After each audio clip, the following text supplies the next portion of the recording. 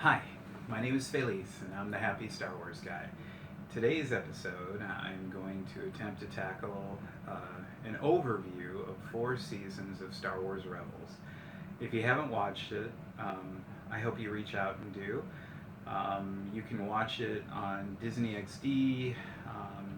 I'm sure your cable provider has it on reruns. Uh, you can watch it on Amazon Prime. You have to buy the seasons. However, I think they're well worth it. I bought most of the seasons because shortly after it was introduced, we ended up going to streaming versus having a cable service. And I wanted to still watch it. And it was a great bonding experience with me and my daughter for a short time.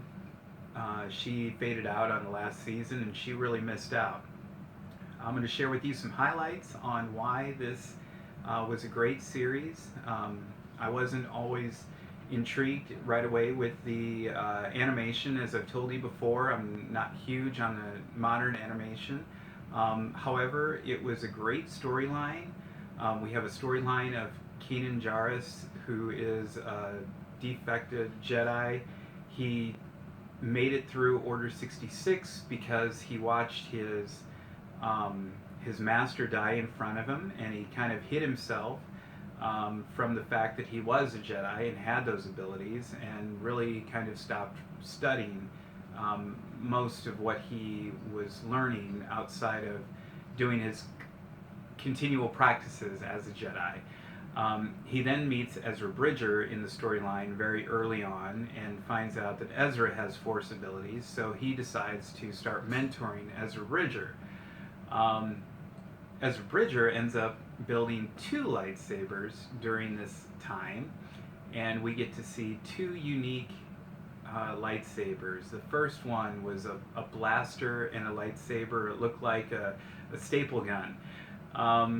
So, with that being said, some of the highlights in Star Wars Rebels, there's a reintroduction of Admiral Thrawn, which was really exciting to see his character come alive on the screen. A introduction of the Noghri, which were characters that were introduced in Heir to the Empire, who have a completely different role from that storyline in this new story arc. So that's canon now. We also see more of Saw Gerrera and leading up into Rogue One, and in fact, Star Wars Rebels leads up to Rogue One in a sense. We get to learn a lot about what the Kyber crystals are. We get to learn that Darth Maul is still around and he's looking for Obi-Wan, and there's a confrontation between Obi-Wan and Darth Maul, and at the very least go find that episode and watch it because it is nostalgic. And then also we see the clone troopers come back, and clone troopers who still had a mission and a purpose, and they wanted to do good in the world, and they chose to be neutral for a short time until they ran into the rebels, and they had that new quote-unquote spark of the rebellion. And then the other great thing about this series is that we get to see an exploration of Jedi temples as Kanan and Ezra continue the journey of master and apprentice. There is a temple excavation that gives you remnants of being in Indiana Jones and Star Wars at the same time in that episode, and that's really great.